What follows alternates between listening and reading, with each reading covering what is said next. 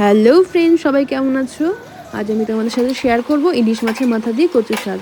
তার জন্য প্রথমেই কড়াইতে জল দিয়ে তার মধ্যে একটু হলুদ দিয়ে কচু শাকগুলো ঢেলে দিলাম।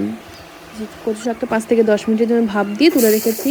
এবার অন্যদিকে কড়াইতে সর্ষের তেল দিয়ে তেলটা গরম হলে একে একে ইলিশ মাছের মাথাগুলো ভেজে নিচ্ছি। এই যে মাথাগুলো ভাজা হয়ে গেছে, এবার তুলে নিলাম। তারপর ওই তেলের মধ্যেই 5 ফোড়ন দিয়ে দেবো। 5 ফোড়নটা একটু ভালো করে ভাজা ভাজা হয়ে গেলে আমি তেলটা আর ফোড়নটা তুলে নেব। এই ফোড়নটা আর তেলটা আমি রান্নার শেষে গিয়ে ব্যবহার করব। এবার আমি কড়াইয়ের মধ্যে কচু শাকটা ঢেলে দেব। এই যে কচু শাকটা ঢেলে দিয়েছি, এবার একটু নাড়াচাড়া করে নেব।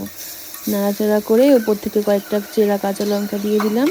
তারপর একে একে লবণ, সামান্য হলুদ, সামান্য একটু ধনে গুঁড়ো, স্বাদ মতন চিনি দিয়ে ভালো করে নাড়াচাড়া করে নেব।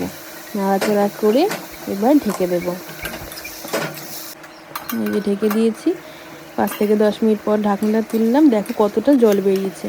এবার ওর মধ্যে আমি ইলিশ মাছের মাথা আর যে ভাজা তেলটা তুলে রেখেছিলাম সেটা দিয়ে দিলাম, দিয়ে ভালো করে নাড়াচাড়া করে নেব। এবার নাড়াচাড়া করতে করতে জলটা শুকিয়ে গিয়ে যখন তেলটা ছেড়ে দেবে, ব্যাস কমপ্লিট হয়ে গেছে আমাদের ইলিশ মাছের মাথা দিয়ে কচুর শাক। ইলিশ মাছের মাথা দিয়ে কচু শাক খেতে আমি খুবই ভালোবাসি।